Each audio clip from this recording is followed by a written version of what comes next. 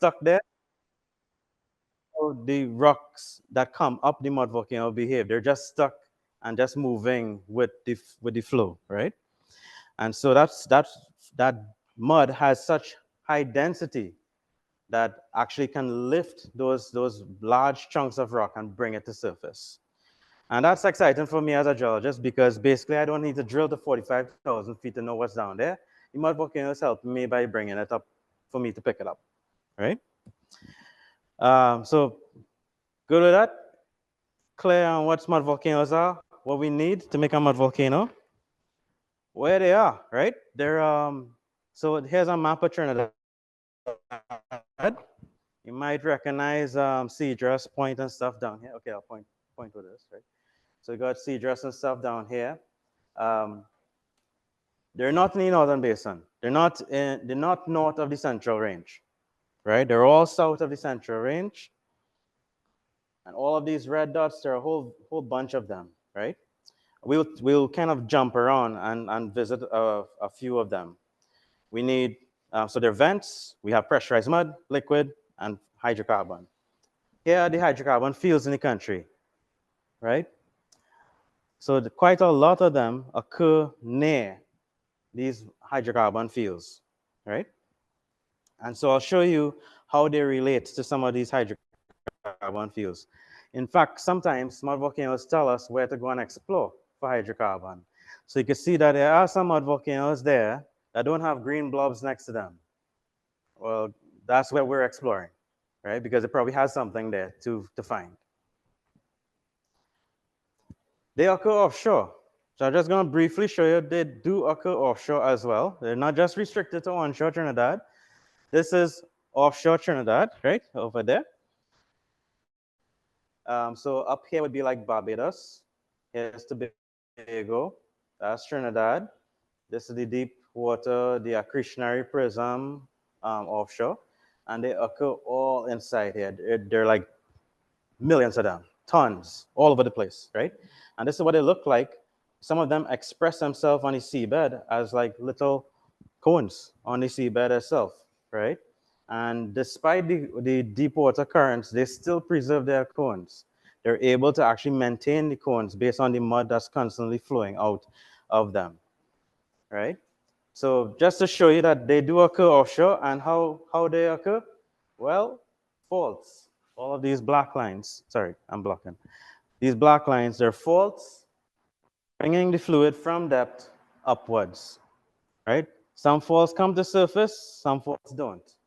And the ones that do come to surface, you get the cones forming, right?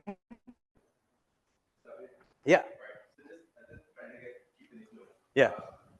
So you mentioned all the way from the Andes, etc., over You're right. hundreds of years. Why does it stop in the southern basin? Is it the topography? Okay, that's a good point, right? Okay, so we have sediments coming into the Orinoco, feeding the Orinoco from as far as the Andes, right? From as far as the Andes in the west and the Guyana Shield to the south. And they're all coming towards, confluencing, and coming towards Trinidad, right? Why do they occur in the area south of the Central Range and not north of the Central Range? That's the question. Here's the answer, right? So I knew you would need a little recap, right? So I'm just going to take Trinidad and turn it right. So here's a cross section of Trinidad now, right? This is what's below Trinidad. We're here in the northern range, right? This is the Caroni Basin. That is the area south of the Central Range. Does it look like there is different from here? A little bit. Yeah, like really different, right? Like this is like flat-ish, right? And over there looks like somebody just squished something, right? Yeah. So I mean, you could just follow some colors for reference. Like the green is actually the rocks that are 65 million years old. Those are the rocks that eventually form San Fernando Hill. They're the rocks that form the oil, right? They're high in carbon content. And when you bury that rock, pressure it up, temperature goes up, oil comes out of it, oil and gas, right? So this is where your oil and gas is coming from, right? It is cooked and it leaks upward into overlying rocks where we drill for it, right? That whole area there is really squished, right? If you were to stretch it back out to what it originally would have been like, because all rocks should look like this, laid down quite nice and flat. That's how they all were originally, right? You stretch that back out from our south coast to our central range. How long is that? 50 kilometers? Less? Right? You stretch it back out, it's 475 kilometers. Right? That's really how big this area would have originally been. You took that and you did this, right? So it's kind of safe to say that those rocks are under a lot of pressure, right? And all the fluids inside there are really pressurized. And hence, when we stick a straw in, like a well, into those rocks, the oil comes flying out, right? See those typical 1900s oil drilling campaigns? You just see oil flying out of the ground, right? High pressure, right? That's what we have down here. Very high pressured stuff, right? So no mud volcanoes, lots of mud volcanoes. But there's also another difference. So inside this area, there are different kinds of mud volcanoes, right? So generally, we have mud volcanoes, which are, as I put there, the extruded mud. So the mud that's coming out is of fundamentally different ages, right? So then you might be like, well, how did Zav know the age of the mud, right? Okay, so I took the mud, took a nice taste of it, and I was like, yeah, it tastes like with a little bit of cinnamon. It tastes like the no. So we look at the mud under a microscope, right? There are microscopic shells in there called foraminifera, right? Or forams for short. And from the microscopic chip that we see inside there, right? We can tell the age of the oldest stuff that's coming out. It's bringing up stuff from everywhere along that fault, right?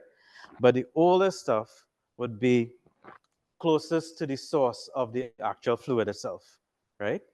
So it's picking up those microscopic chip and bring it up the fault, right? So in the central range area, or what I call the Nariva Fold Belt, that area we have muds that are of late Oligocene to mid Miocene. That's muds that are like 26 million years old, all the way to 18 million years old, right? The muds that come up, the mud volcanoes here, are of that age range, right? Whereas on the south coast, right, more like the Cedar stuff, Angler Point, those kind of muds, they are of much different age, late Miocene, 8 million years old. So that's 8 million, and this is 26 to 18 million. Fundamentally different from each other, right? Okay, so we're going to kind of like jump around the country to a few of these key areas. So I'm just highlighting again. So these are the mud volcanoes within the fold belt. So that's those over there inside the central range. The furthest south we would capture in there would be Diggity Mud Volcano, which sits in the Pinal area over here, right? And then you have all the mud volcanoes along the southern range, right? Which all are very similar to each other in terms of what comes out. And then we have a few different ones, right? The Rio Claro saltwater one, and then the Marak mud volcano area in Moruga. Okay, so let's go to the biggest one, well, the most popular one, I guess, to start with, Piparo, right? Which really put us on the map, right?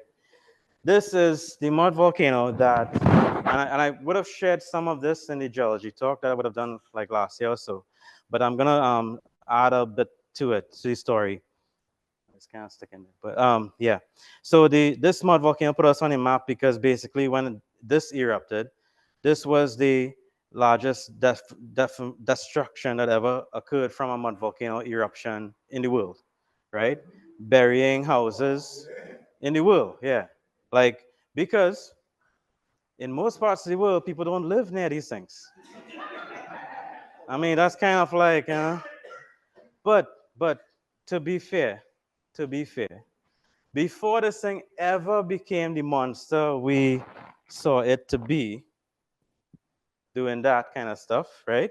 Before it was like that, it was the most docile looking, innocent cone, no taller than this, right? A tiny little feature right amongst people's houses. It never did anything. It would just burp, right? You'd never think it could do something like that, right? So, I mean, to be fair, you kind of understand why people kind of just ended up living near these things, right? But yeah, I think after that, you wouldn't want to. Yeah, that's a lot of mud, right? So 500,000 barrels of mud came out of the ground in 3 hours. You ever heard of well, I guess you heard of Deepwater Horizon? Yes. Really bad blowout that happened in the Gulf of Mexico, right? That spewed out 150,000 barrels of oil per day. This is 500,000 barrels of mud in 3 hours. So think of what force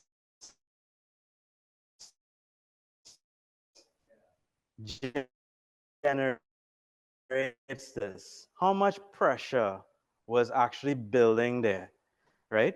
And yeah, pressure keeps building. So air pump flow into like a clam, and then it like blows the air, and then it drops back down. That's how mud volcanoes work. They build pressure. The pressure is building on that seal, and then all of a sudden it lets the pressure out and then shuts back down, right? So every now and then it has to burp, right? But if its throat is clogged, it can't burp, right? So he had a really big burp he needed to let out in this situation, and yeah, you know, re, he well, yeah, he did, right? So this is the impact of it, right? This is the LiDAR data set. I could send you all the link to this to show you all how to go and see this. This is free online, right?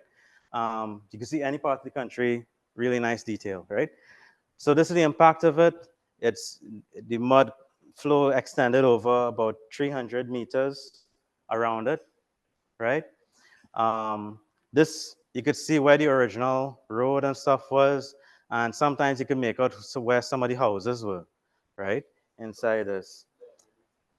This So what I'm doing now is kind of bringing you up to speed on some other things that happened, right? So this was in 2019. This was the day before a storm was supposed to hit Trinidad, right? And I got a call from the ODPM that something is happening at Piparo. My wife is like, where on earth are you going? The storm is coming. We have to like prepare. I'm like, I know I'll be back real soon, right? So I come here and this thing is amazing. The whole top of the mud volcano just swole. Almost like when you're baking a cake and it swells in the oven and then it cracks a little bit on the top. It's exactly the same. It's building pressure, right? And it wants to let this pressure out. So something happened. Something happened there, and a moment of building of pressure happened, and it fractured the area, right? So it didn't just fracture here, right? And that's people for scale, right? Um, it affected people's houses. It broke the roads. It broke the people's foundation in their backyard, right? It shifted his house, right? And ever so often, we went weeks and weeks afterwards, the back of the house just kept moving, right? So there was right lateral displacement. Right lateral means like the area in front of you is moving to the right, right? You'll see a lot of that coming up. So the whole house just shifted, right? It twisted the ceiling. It just kept blowing out a lot of gas, right? And so we monitored the cracks. The cracks kept widening. The area started going down. Some of these things were what happened back in 1997. And the whole village was like, oh my God, is it going to do a big burp again? Right? But luckily, it quietened and the subsidence stopped. And so the activity kind of died down. But we did some studies to understand what was going on here. So what these dots are, these are areas where we put kind of like electrodes in the ground, and we're basically running a resistivity survey across the area. It's a fancy way of saying we're getting a picture of what's going on below the ground in this area, right? So we would traditionally run 14 of those lines across the area to see all across the whole mud volcano, like slicing the cake, what's going on below it, right?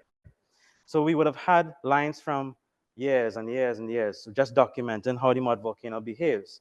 And then the red lines were some that we captured after the September event, right? So this is from 2018 on top, then later January in 2019, and then this is after the September event, right? So what do these colors mean? Warm colors are the sands in the area that are filled with fresh water, right?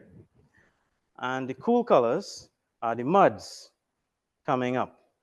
That there is actually the throat of the mud volcano, right? So that's where the fault is. That's bringing up the fluid. That's where all of the mud is coming up, right? So we can see the aperture, the size of the throat of where the fluid is trying to come up. In 2018, that's the width. In 2019, this is the width. You can see something changed here. So this is after the September event, right? So this is how we can say, okay, well, yeah, on surface the whole area cracked up. That's because something was happening underground, right? And so what happened was that actually the faults in the area shifted. When the faults shifted, the throat got squeezed for a moment.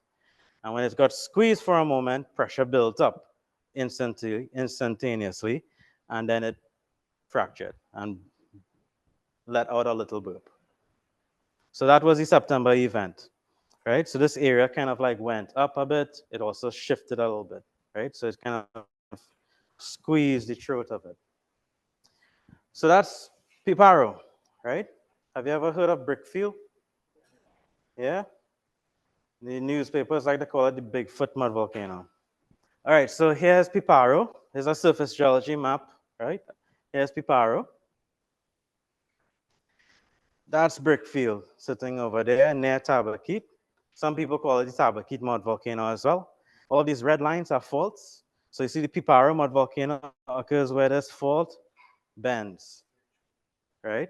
And if this area is trying to move this way and that area is trying to move that way, then what happens here is that it locks up, right? It squeezes, it compresses, and then the throat basically gets squeezed. So pressure builds up, right? At Brickfield, we also have faults running through there, but Brickfield didn't have much of a history of eruptions. So this is the whole area on the satellite. That's Piparo there.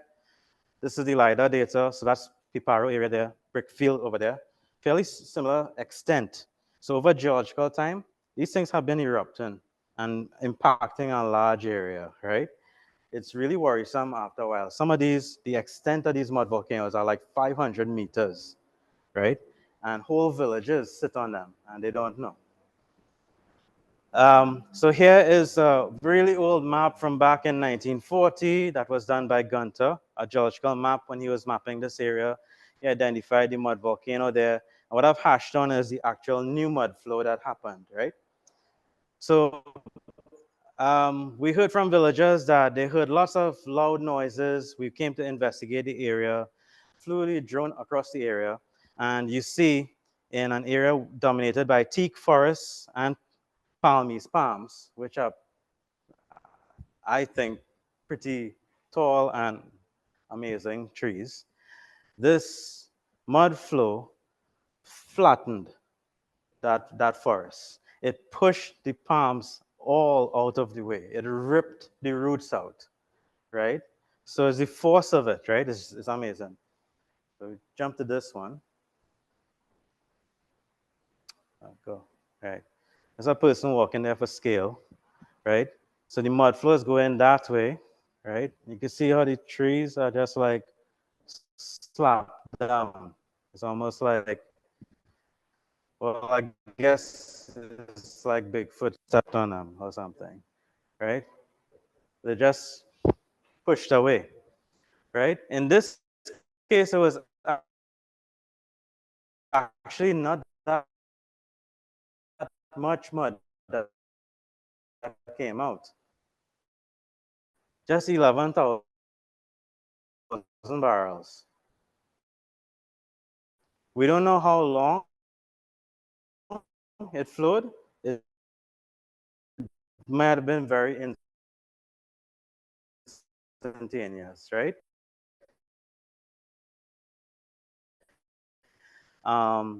Because nobody really lives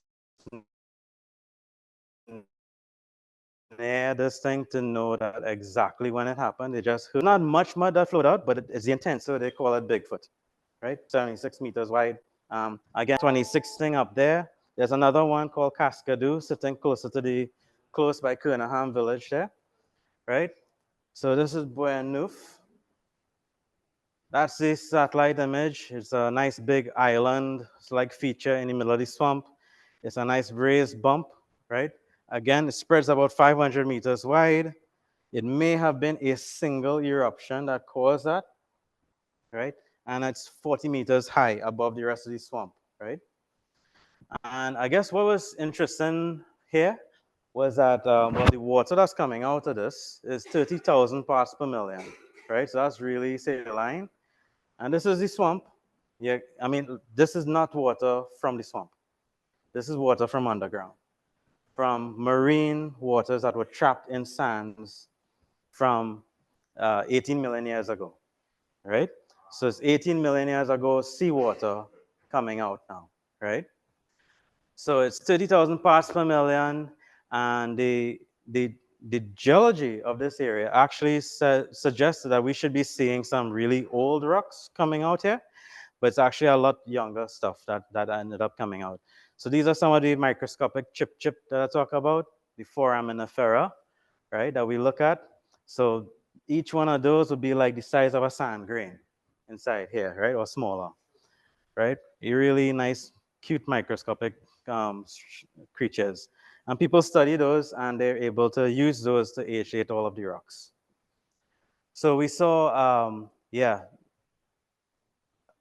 apart from, yeah, there's mud coming out. But an interesting thing about each mud volcano is that if you were to go to a mud volcano and just like pass your hand on the ground, it's not just mud, it's a lot of sand, right? Next time you go to a mud volcano, check that out. Just trust me, just feel the ground. It's a lot of sand coming out, right? So you wash away the mud, there's a lot of sand. That's the sand from the reservoir deep down that also came out, right? So that's what the swamp looks like. That's the spot over there in the middle of nowhere, right? All right, jumping across to Devil's Woodyard, right? Here's Devil's Woodyard sitting there. Again, all of the red lines on this are faults, right? Lots of faults running through this place, right? So it's near Princestown, relatively, Hindustan area. The surface geology, this rock is 18 million years old. It's usually sands and shales. And then this rock over here is slightly younger. It's 10 million years old. And those are mostly shales, the Langua shales. Anybody who lives on those pink areas, they will complain about land slippage. Langua clays love to slide, right? They're like sliding all over the place, right? So right, yeah. So this mud volcano, yeah, it does have a history of erupting, and luckily it always erupts within the park area itself, right? But here's what happened. This was a nice carnival eruption, right? I mean, like he was like, I just want to do something for carnival, right? So yeah, they were hearing noises and stuff. There was actually a carnival party here on the Friday before, right? And they had tents across the playground, like where those Yeah, and then they saw the tents kind of lean. But some of them thought, well, maybe we just kind of danced on the tents a little too much, right? Or we are a little drunk, right? They didn't really understand why the tents were leaning. The tents were leaning because the whole area was swelling, right? And then it erupted, right? So it started erupting around 3 o'clock because it started hearing noises then. But the place was dark. They were trying to film something and send it to me. I'm like, I can't see anything, right? Obviously, it's like night, right? But then eventually by 8:30, you saw actual eruption videos and stuff coming out, right? And this was a pretty cool eruption. So that's the whole big playground area. It did flatten some trees in the back as well too, right? It created fractures all the way across the grounds. Some of these fractures ran towards a pui tree on the ground, and it broke straight through the pui tree's root, right? It just ripped it, right? The fences were also ripped. You follow the fractures all the way to the fence, and the fence is broken. A fence, yeah, right? So you can see the fractures running across the area, right? It broke the walkway, right? You'll see pictures of that just now. It also made a very weird spiral pattern, right? Which almost looks like a hurricane, right? I'll tell you a little bit about that. So yeah, lots of faults. What the area below looks like, here's here's what the area below looks like. There are faults. The rocks are folded, so it's being crushed, squeezed. Fluid is trying to come up, right? And some of these faults cut upwards and leak to the surface along those faults. So like I said, it broke the walkway. And how did it break the walkway? Right lateral, right? It also it left scrape marks, or what we call slicken lines, in the dirt. It actually shows you how something got hit. You know, if like two cars hit each other, you could watch the scrape marks and figure out how they hit each other. Yeah, so we look at that, right? Like you could actually see how it scraped past each other, right? And it also literally pushed the ground so hard that it took the grass layer and folded up the grass. That's what the student is standing up on top there, right? That's as it happened, right? So if you go there now, you'll still see the walkways kind of bend. They've just fixed it bend now, right? They just kind of work with it. The fault is there, right? And the topsoil is still folded up quite a lot. So so that's the walkway that got broken over there. On the on the south side is where all of the accretion of these grass and soil and stuff was happening this way. So the force was being pushed that way, right? Literally like a bulldozer pushing, right? And it just folded up the area. And then these are just breaking across the ground, right? And then the spiral nature. So the theory of the spiral pattern, because you kind of see the hurricane effect over here. So all of this was done using drones. We just fly the drones across the area, take hundreds of pictures, and basically use photogrammetry to stitch all of the pictures together so you could get a topo map of the area, right? What would have happened here is that the, the force was directed along the fault. The fault had an angle to it, and it was directed to the south. So basically, it's pushing the force to the south, which then comes to surface and folds the ground, right?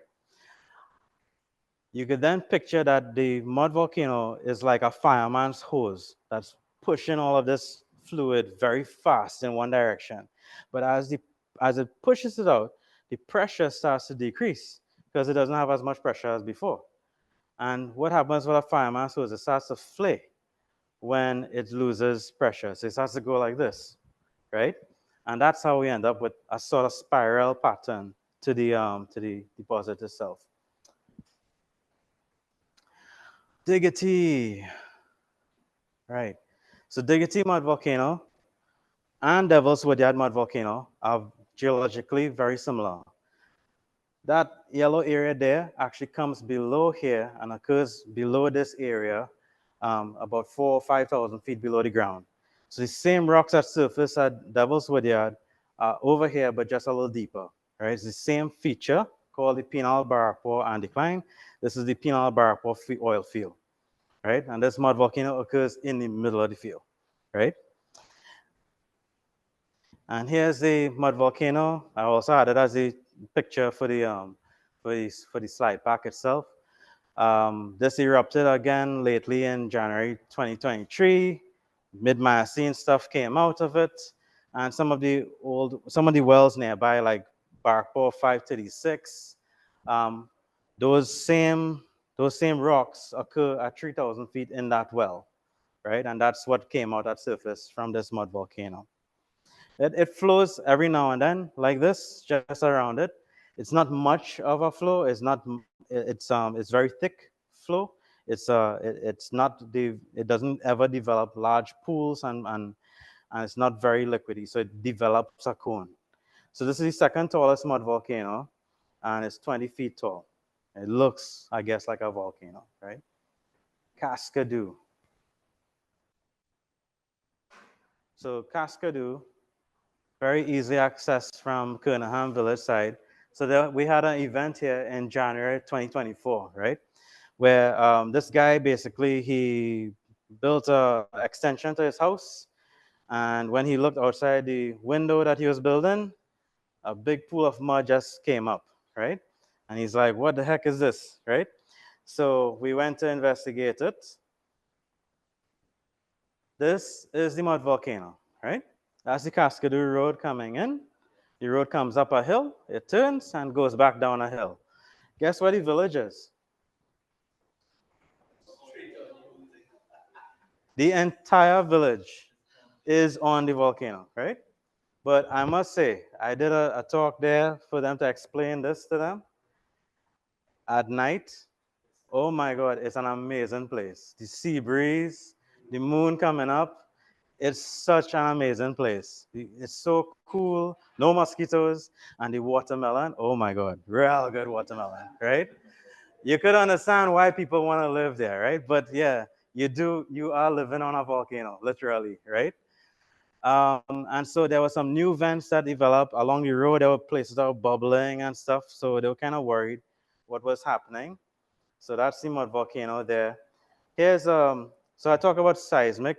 So in the oil industry, we look really deep down in the earth. So what we do is send sound waves down and basically get like an ultrasound of the earth so we can see what's going on inside. So I'm just gonna turn the earth so we could see below it. So this is below Cascadoo, right? And what's going on inside here is that these red lines, that's the faults coming up, right? And the green layers are actually the sands that are charged with the hydrocarbon and with the pressurized waters and stuff, right? And that's coming straight up right there where the vents are, right? And that's the extent of the past eruption. So it's quite a big feature.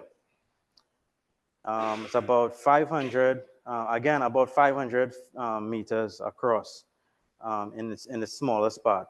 When we searched around the area, there are boulders, right? Hand-sized boulders of sandstone in the gardens and stuff, which do not match anything with the surface geology of the area. This is stuff that came up from past eruptions, right? And it's chock full of sand, lots of sand. This is what we call we call these sands the salt and pepper sands, right? Because they're made up of white quartz grains and black chert grains, right? And they're otherwise known as the Herrera sands, which people explore for. So this is what we found across the area. That's still mud that came up. There were other places that was bubbling up and stuff. And yeah, that's really the fault that ran across the area, right? This was a fault that Laurent would have had on the Latinum map, Laurent de Vertile would have had on the Latinum map, a kind of general fault across the area. Now we think from some of the things we could define it a little better. But generally, yeah, the fault is there, and that's actually what causes the mud volcano to be there in the first place. All right, this is Islot Point. So we're going to the south coast now. I'm planning to do a trip to this place. I want to go see it myself. I don't know if anybody has ever seen this place before. Yeah? Cool. I'll talk to you. A boat. Yeah. That's what I thought. See, I was telling you that. Yeah, so it's quite far away, right, from everything. So I think we're supposed to do a field trip to Galfa Point later in the year, right? It's slot is the next point over. At Galfa Point, there's like an ancient mud flow from a mud volcano that occurs there. But at Islot Point, again, we have a 400-meter area that's raised and has a mud volcano on it. And basically, that mud volcano would have been an offshore mud volcano in the Columbus Channel, and it, like the Chatham mud volcano that formed an island there, it formed an island, and then the longshore currents basically allowed deposition around it, forming the Los Blancos Lagoon, right? Yeah, so ancient map. All right, jumping across to Los Rios. So this is starting to get into something here. This is a place that they actually made into a volcanic park. It's kind of interesting concept. They clean the area out, make picnic sites and stuff. Some really cool mud volcanoes occur here. They're very picturesque. That's actually the tallest one in the country. It's 24 feet, and it's actually just outside where the signs are, right? So that's I think it's one of the prettiest mud volcanoes because it's got plants all over it and stuff, I think, too, right? Um, so I would have shown um, in the geology talk, that we would have had a major earthquake back in 2018, and um, yeah, that's people for scale. That's why the road got ripped apart in Los Rios, right? Which then was up there, right? Sorry, up here. That's where the road was, and then this whole area slid down and raised the sea, and the sea came up. The sand, the beach sand is actually still in place, right? So it happened so instantaneously. It pushed the coastline out 106 meters. Just 106 meters. Just 106 meters, right? Right, yeah. And well, most people said, well, this is a big landslide. Yeah, but no. It's a landslide that was triggered by a fault moving, right? Most people said, Xavier, you don't know what you're talking about, right? Well, when a landslide occurs, you get a big scar, right? And there was no big scar up there. The big scar was over here. This is the landslide. But what happened up there? Up here. So we're gonna go here, right? Few months after, mud volcanoes. So the same area that was broken, few months later, well, they fixed the road, right? But mud volcanoes spew up all over it, and they're still bubbling today, right? So that's the fault that moved, and when it moved, it created some aperture, some fluid gets to come up, and you get new mud volcanoes forming. Interestingly, the stuff that's coming out of here, based on the geology of the area, the fluid that's coming out here has to be coming from 8 to 9,000 feet below the ground, right? So that's no small little fault or landslide we're really talking about. The landslide was triggered by a fault movement, but the fault goes down quite deep, right? So that's the area of the southern range there. That's that blue fold is the southern range, and that's the mud coming up from 8,000 feet below the ground. Right, jumping across the Angler Point. This is just a picturesque mud volcano, really. He behaves more like a glacier, right? So here is really where the mud volcano is situated, and this area is about 75 meters across, because most of the mud doesn't stay here. It just goes down with the natural gradient, right? And collapses onto the beach, right? You get nice oil sheens coming out of it. The mud coming out of it is 8 million years old, very consistent with the other mud volcanoes on the coast. And when it comes out, all of the boulders get eroded out over here. And that's why when you go to the south coast, almost everywhere on the south coast, you get boulders because there's mud volcanoes all along the whole south coast. Lots of boulders and lots of boulders that don't make any sense with what's in the cliff. The cliffs might be sand, and the boulder is this big, heavy limestone, right? And the limestones come from rocks that are 65 million years old. Law Michelle, well, a lot of people like this one because they go on the bed in this one, right?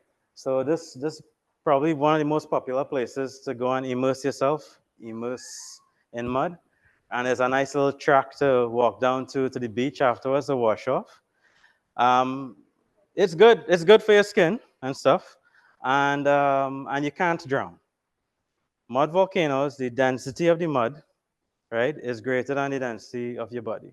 So you will never drown in this, right? You can't sink. You're just in suspension, right? In fact, sometimes you struggle to move because like you're like, yeah, right? Just a question. Why when the donuts roughly would Yeah. be the quicksand? Why is that the damage? Quicksand. Yeah. Oh, well, in quicksand, right? In quicksand, that's because you got sand with a lot of water in between the particles, right? And so when you shake that, basically the water could come out. But if it doesn't shake much, the water is basically in suspension in between the particles then, right? And so you could step into that, and as you move, you actually start to sink into it, right? Quicksand behavior tends to occur with earthquakes, right? Where sands that are very young and that have now been laid down that still have quite a lot of water in them, when you shake them, then you see water coming out of them. That's called liquefaction. Yeah.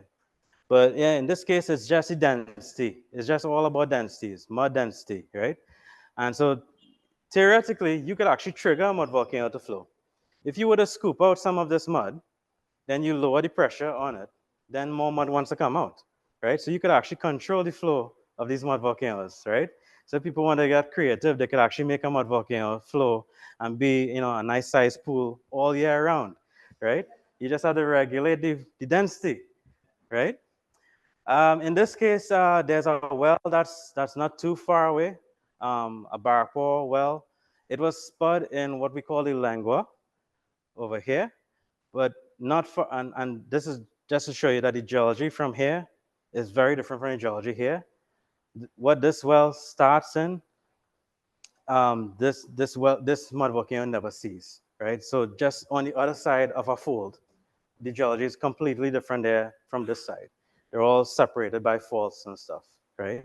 Even though the well is so close by, the mud volcano actually has nothing to do or share any geology really with the well. All right, two odd ones. Marak. So I know some people would have went to Marak today, right? Marak is in, near Maruga, so that's Maruga over there. Then you got the Trinity Hill sandstones occurring here. They form a nice ridge, right? I'm sure you'll hike over some of these ridges. Very steep ridges. And the reason why they're ridges is because the sands weather less compared to the clays around them. So all of the clays are weathering out. This is clay. Out here has clay. You get the sand standing up in the middle, right? And the sands have been tilted to vertical. So if you go to Moruga Bay itself, you'll see the beds are actually straight up, right? When beds really should be flat. So the whole area has been really tilted. So you got sand literally standing vertically as columns inside here, and then the mud volcano sits out over here. Um, but it looks nothing like other mud volcanoes. It looks like somebody did a very bad paved job, right? So, or an abandoned car park or something, right? Yeah, so the whole area is really covered in dominantly tar, right? So a lot of oil coming up. And why? Well, this mud volcano does not have much mud sitting above it.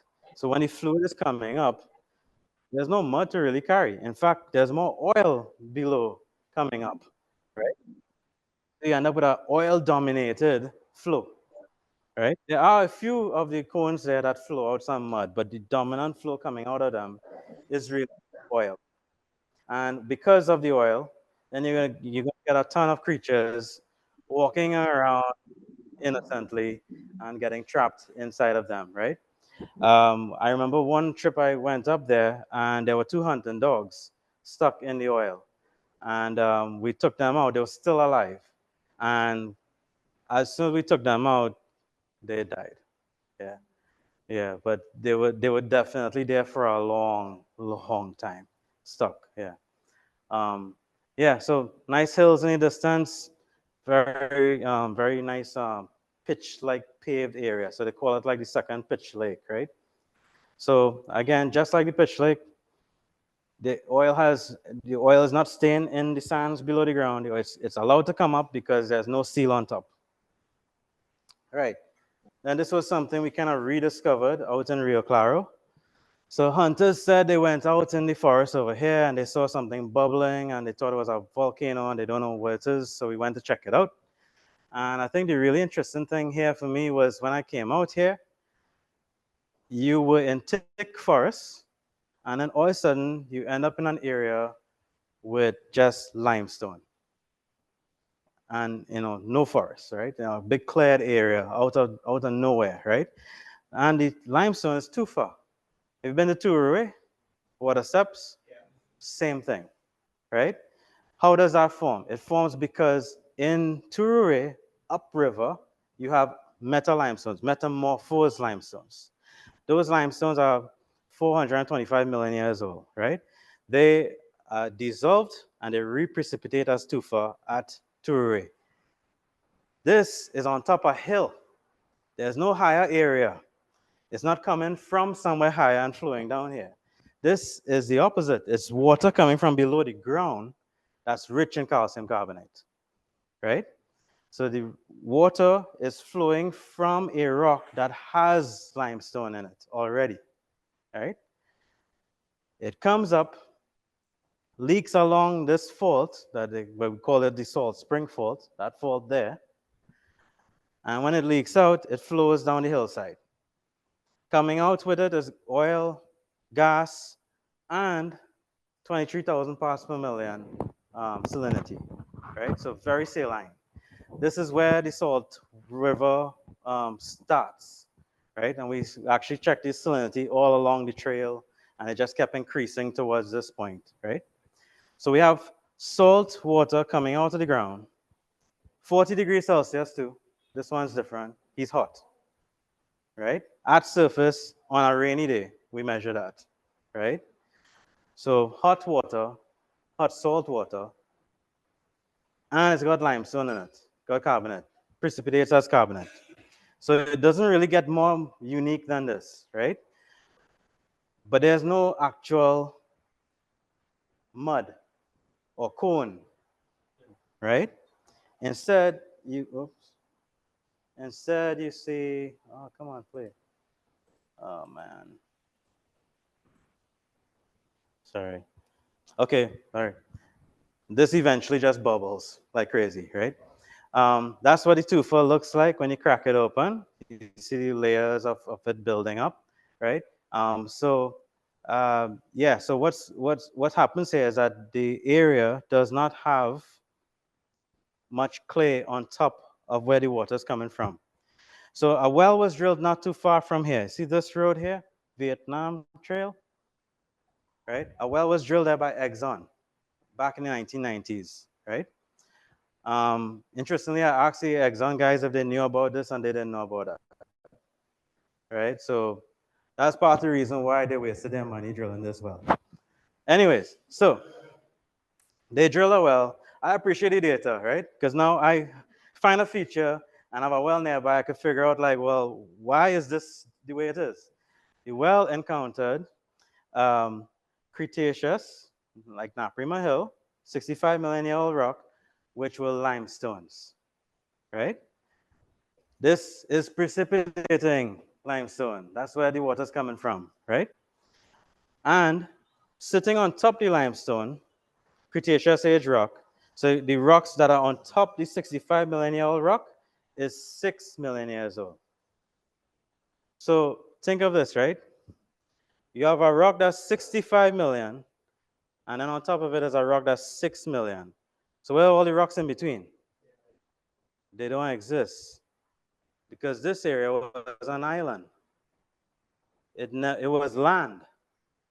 This area was lifted up after 65 million years ago and remained up as the first part of Trinidad that ever was land for more than 50 million years. It remained as an island, right? So this area it has had reefs around it. It had, that's why it has tons of limestone. And it doesn't have much clay on top of it. The stuff that then comes on top of it at 6 million years ago is sand. The same sand that you all walk across in Moruga over there. Those big hills of sand. So when the water is leaking along this fault and coming up, it's just flowing through sand. It's not picking up any clay grains. Hence, what you see on top here, there's no cone. There's no actual mud volcano, right? It's just a bubbling spring. But it's not really a spring because it's actually water come from salt water that come from below the ground. Yeah. So it's very unique, right? Okay, last thing. Okay, this one, anybody ever been here? No? All right. Okay. Colombia. So I went to Cartagena for a conference, and I think it's about 20 miles away, is this mud volcano, right? It's world famous. Real people go to it.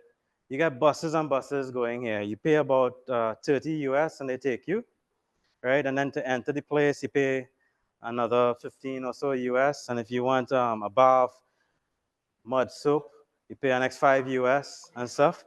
Um, which is, I mean, it's kind of impressive, right? Like you actually have to walk up the staircase and stuff. You go inside, you get to bathe inside there in this mud with other people and stuff. Um, j- just pay attention to this, right? You see these things over here? See, there's wood and piles and layers, and then they put like sacks of concrete and stuff. This is fake. This this mud volcano. So just that's the mud volcano there, right? And just up the road, right, on the side of the road where we're standing there, that's actually what the mud volcanoes look like, right? So all across the area there, that same little area next to this lake, right, are little pools bubbling. Yeah, they're mud volcanoes, but they don't have a cone. But this is 20 miles from Cartagena. Who in their wildest mind would take a bus and go all the way out here to just see that, right? So they said, let's, they want a volcano, let's give them a volcano, right?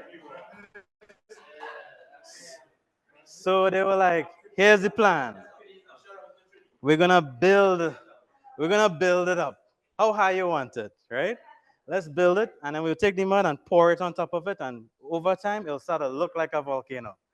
And yeah, there's nothing else other than, like, I guess you could go bird watching, right? But there's really nothing else. Just saying, right? Like out here, there's no other attraction really, right? Than this thing that they created, right? It's amazing, right?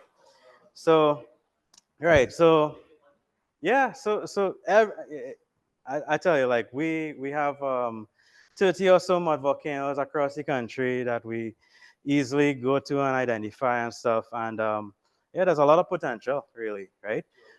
Yeah, I remember when Devil's Woodyard erupted. Um, we of course they shut the park in because things got damaged, like the pathway and stuff. But a few days afterwards, when they fixed everything, they said, Mr. Moonan, do you think we should charge a fee for people to come in here? I'm like, yeah, people would.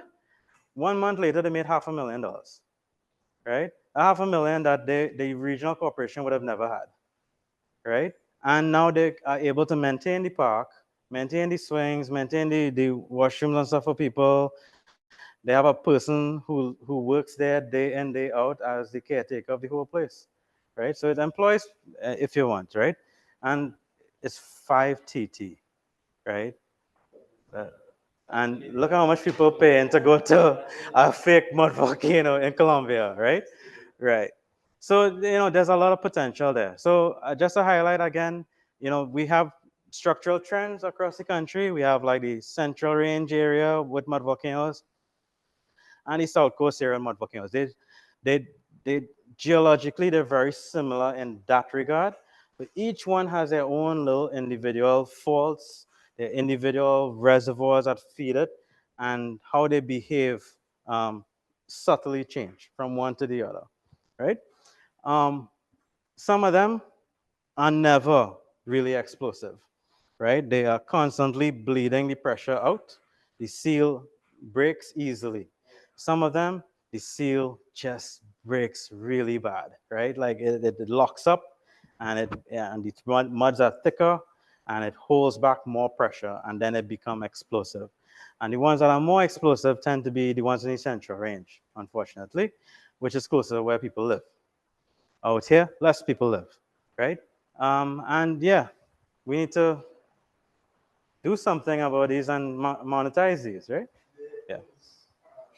A series of either springs or mud volcanoes off the Palestine Yeah. that produces some large volcanoes.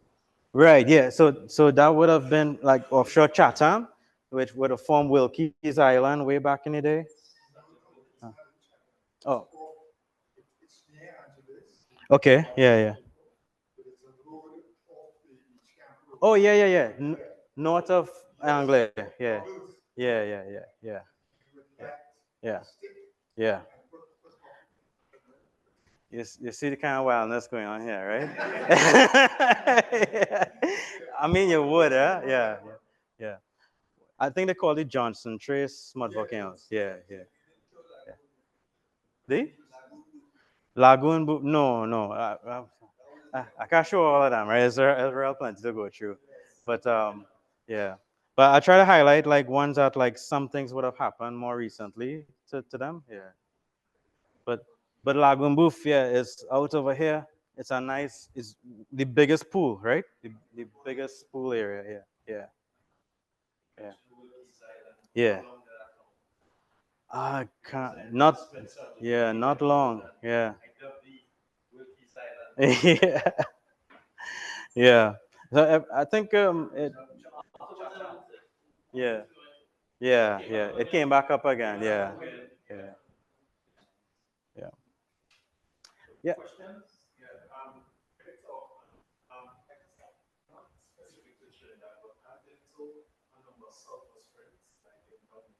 Hmm.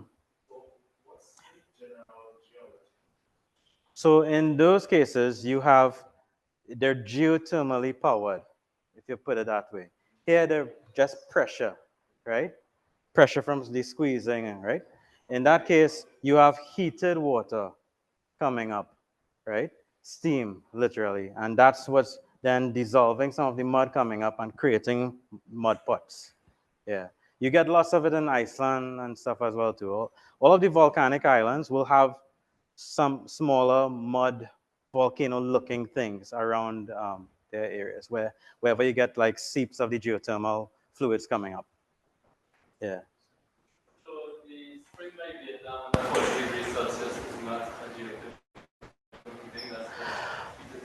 Right. So that is geothermal, right? It's because there's a so okay. Why is that area? So it's anomalous. Let me just say that up front, right? So there are areas in Trinidad, a few areas where you get anomalously high temperatures at shallow depths, right? One of the areas in Chatham is another anomaly, right? Wassa, when they drill for water there and it comes out, you don't have to heat that to make tea. That's coming out nice and hot for you already, naturally from the ground, from just 2,000 feet down, right? So what happening at Salt Spring area, the Cretaceous rock, the old rock, is near surface. It's about 5,000 feet down, very shallow. So the old rocks are actually lifted up, right? And the faults go straight down into the old rocks, into the crustal rocks below. So it is a much closer or shorter pathway for the water to flow from here upwards, just 5,000 feet, and it's bringing the water from the actual rock that's very hot in the first place, close to surface, right? So it doesn't lose much of its temperature along the way, and so it's anomalous. So there is a significant fault running there, and that fault is bringing up that water. Yeah. Okay, we have a question online, right? Some locals told me it's not good to bathe in the mud volcano because it contains sulfur and so doesn't have good properties for the skin. Is that true? I don't know. The Colombians will disagree with you. I'm not a cosmetologist, and I don't know about the, but they, they test their muds, and they do the same kind of testing that folks here who take the muds and make soaps and stuff. Because we have local people who do that over here as well, and you know, so What medicine has a way better treatments than either salt or one of the other gases? Okay, so I have a question, right? mm, So part of my Google project is to explore, we're doing some wetland groups. So I've been trying to explore the Roosevelt swamp. So Dan and I actually did a walk a year or something ago, and we went up in the village behind library, which sits on a hill, mm, and the swamp is below, right? And yeah, it's just grass. So yeah. I tried to, Lawrence and I tried to do it also, but we couldn't get through. But we saw like an open area of like, I think it was pitch or Mm-hmm. oil, Mm-hmm. but on Google, Mm-hmm. you actually see these spots Mm-hmm. around in the swamp that could indicate something like that. So do you know about that or what's going on in those that swamp? Is it kind of similar to like what you actually see in the pitch lake itself, wherever they We dig? couldn't get it because the Okay. village is where you see from the Yeah. village is like on a hill, right? Yeah. But and then from too far Yeah. inside you can't see, Yeah. and then from the beach, the tree line blocking it. But if you go into the village, you get to smell the hydrocarbon smell. Yeah. And Yeah. it's Yeah. very strong. And Yeah. I wonder how people could live. So I'm guessing because that's probably somewhere over there, right? Yes. So it's probably another part of the pitch lake itself, right? Because we have the area that we call the pitch lake, but then we have areas where oil is seeping up that's not necessarily connected back to the pitch lake. Yeah, so there's oil actually just seeping up and going into the sands in that area. Some people actually dig the sands and use the sands as oil sand and stuff as well too, like at Solmaya's quarry, right? Um, you'll and wherever water's gonna collect there, you will see bubbles, just like you see at the pitch lake. You get the sulfur bubbles and stuff coming up, because that's uh, I suspect it would because the water is fresh water, right? So when that, well, mostly because it's swamp and the plants are living there and stuff, right? So I assume it's probably dominantly fresh water. So the fresh water has, the microbes that basically would then eat all of the light ends of the oil and then leave a very hard, thicker oil below, right? And that's why the pitch lake is tough as that, right? Because basically all the light stuff got eaten out and you get left with the harder residue, right? So most likely it's going to be harder at some point inside. I don't know for sure. If you send me a location, I could go check it out. So, yeah. Relevant is it temperature? For age dating, yeah. In Trinidad, Not just where oil deposits are, or gas deposits, but that makes it value. okay. Okay. So let me try to rephrase that and see if this is what you're asking, right? So using that methodology to tell the age of rock, is that something that people do as a business then? Yes. So one of the guys, Lauren De Vertile, who would have been in the Field Naturalists Club, right? He was what we call a micropaleontologist, right? So micropaleontologists look at microscopic shells, right? And micropaleontology used to age date rocks was born in Trinidad and is used worldwide, right? It was born in Pointe-a-Pierre by Hans Kugler and those other guys back then, right? Um, it is still used today we still use it today. In fact, we employ people who used to still work in the same building that this thing was born in, right? Until Petron shut its doors and stuff. But the building is still there. That's Mike. If you search up biostratigraphy, was born in Trinidad, right? And so okay, if you go to Mayaro, there are some bugs, we call them bugs. The forearms, there's a particular bug that they call something, something Mayaroensis. The words are this long, right? So I'm not going to try to pronounce them. But it ends with Mayaroensis because that's the area where the forearm came from, right? In that rock. If you go to Western Australia where they're drilling there, they will be looking for the Mayaroensis bug. It's named after here, right? But they look for it there because the same bug lived there too at that point in time, millions of years ago, right? So, so the age dating for particular ages of rock in Trinidad is actually the same forearms, the same shells that they use to age date the same age of rocks in other parts of the world too. And we have like a bug called the Ciparuensis, named after the Ciparo River. We have a bug named after Stain 40, who was one of the guys who actually worked in the lab over here. They will be looking for those same bugs in Western Europe, in Gulf of Mexico, it don't matter where. It's the same age of rock. So that particular forum, it's like, okay, I guess it's like this. Like you look for bird species, right? So if you might have a bird here that's very similar to our next bird in our next island, right? They might have subtle differences from each other, but they live at the same time, right? And then maybe 100 million years ago, we had a bird here and a bird there that had similar features, and they live at the same time. So if you find a skeleton of this bird and a skeleton of that bird, you're like, ah, this is from 100 million years ago because it's 100 million here and 100 million there, right?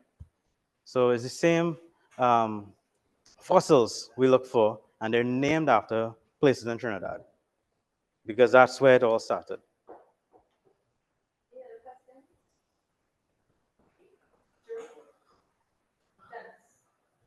Dennis? Sorry, it's a volcano of where? Kikim Jenny. Oh, okay, it's called Chicken Jane.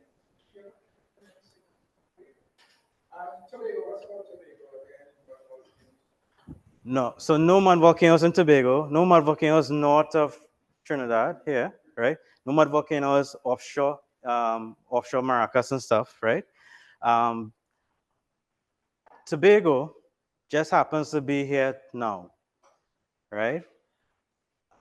It used to always be where Panama is for a greater part of its history, right? And Tobago was volcanic. It is volcanic in nature, right? So it actually had volcanoes. Offshore Tobago, I worked with a company called Centrica, and we were exploring for gas there. And you could really clearly see a volcano that's buried below the sea, right? And on top of this mud volcano is where the gas is actually trapped. So we drilled to the gas, and then we decided to drill a little deeper to sample the volcano itself, and you could actually get the basalt, the lava flows, the preserved lava flows.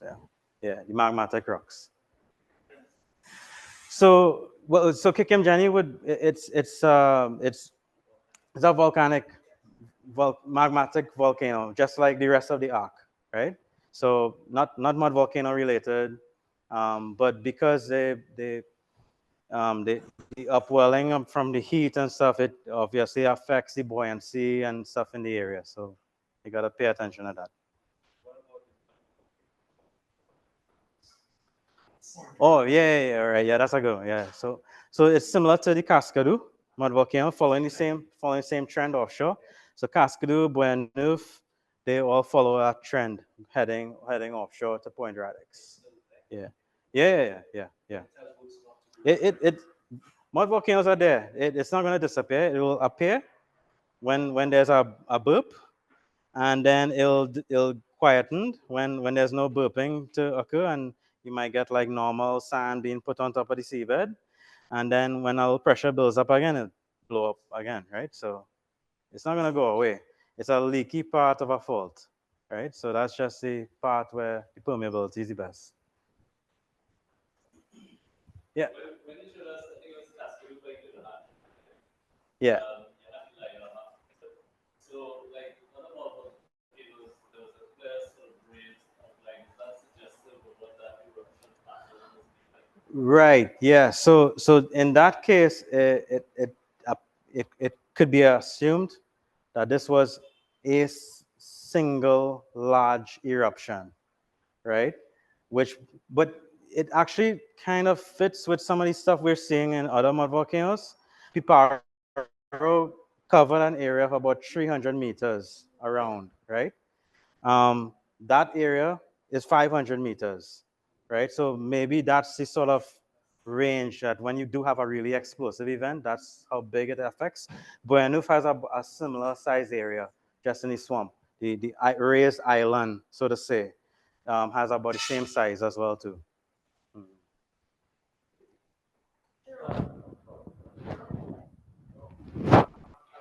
Just curious, so you're discussing the microclimate of date and stuff. I was just wondering how you determine, so like when you talk about where different sediments would have flowed and stuff. Okay, all right. So now you're talking about the grains, right? So when we, like, say for instance, I showed you some quartz grains, some chert grains and stuff. So so those grains, we can take those grains and do a lot of fancy science with it, right? We could do like apatite, zircon, age dating with it. Inside a quartz grain, there's actually little bubbles, and in those bubbles has inert gases, and we can take that gas and extract it and actually then use the radioactive decay to then see, based on the half-lives, how old this grain really is. I didn't want to get into too much of it, but like it's generally, yeah, along those lines, right? So we could do a lot of fancy stuff with it, and then that tells us the age, right? So then we know that these things were brought here by rivers, right? So we can then go and search through the hinterland where the rivers came from, right? And see, well, which area has rocks that match with a similar age as this, right? And so guys like James Pindell, who's done a lot of the geology of Trinidad, he would have actually gone and sampled areas in the Andes, Peru, Colombia, coming all the way back in Merida, coming back into Maturin and stuff on the south side, the Guyana Shield, and then you can then tie back. Okay, well, some of the grains came from here, some came from there, some came from here firstly, and then some other areas got lifted up, and then it came from there afterwards. Yeah. Do you know the Orinoco used to flow through Lake Maracaibo once upon a time? Right? It used to flow dead north, right? From south to north, right? And then the air got lifted up. So then it got deflected. And then it started to flow to the Bay of Barcelona. And then it got deflected. And then it started to flow towards Trinidad. So it just turned because the air got lifted up. So the grains tied to where the uplifts were. Yeah. Have there been any, I know that they're all variable and very unique in themselves, but have there been any depositional rate studies of any of the mud volcanoes? And could you use some sort of technology to know how much flow or eruptions occurred at different times and at what depth you would have to see? You could see like, oh, in the Pleistocene, Yeah. there was an eruption that had a large amount that occurred. Right. So you can do that if you got like a seismic through it, right? So say for instance, if I go all the way back, remember the offshore ones? So the offshore ones had like a line going through it. Sorry. A little bit again. A little bit again. Yeah. Right. So like around Christmas time every year, if you go on a geological website, they'll always show a mud volcano. Why? Because mud volcanoes look like Christmas trees, right? They got a stalk and they got like these wings. The wings are actually past eruptions. So once upon a time, here would have been the seabed, not there, right? Here. And so it will float up and spread, right? Then more sand and stuff came and got put on top of that, and it pressed it down. It got deformed a little bit. Then it squeezed up and spread again. So that's the next branch. So 2 branches to the tree now. And it just keeps going like that. And so from that, you could tell that, well, yeah, if I were to sample the rocks right next to each one of those branches, I can tell exactly when it erupted and the frequency to which it erupted over time. But you need this kind of data to really see down that far. Has anyone done that to a terrestrial sea monster? To a Terrestrial instead of marine? In Colombia, yes. So I saw a presentation done by a seismic company who wanted to show some of the capability that they had, right? They have the tools to get this kind of picture over a land, terrestrial mud volcano in Colombia, right? Near an area that Colombia is also exploring for gas. So there's a little, incentive to like look at what we're doing, right? And near the branches of each of these, near each branch, hydrocarbons trap under the branches. So there's merit in understanding the extent of the branch, the shape of the branch, so you could go and drill under the branch and suck the oil out of it, right? But yeah, it's been done in Colombia, yeah. Do you or any of your colleagues have the technology to do that to a terrestrial sea monster? So the equipment, there are companies with that equipment here, but I mean, like, do you have like 2 million US to spare? Like, it'll cost about that to get like a line. So, yeah, yeah. So I mean, like, just saying, if anybody has 2 million US, I would love to get a line like this, right? So, yeah, Thank you. yeah. Any last questions? You guys can ask questions of the center? No? Okay, stop it. Yeah. Thank you very Okay. much. No problem.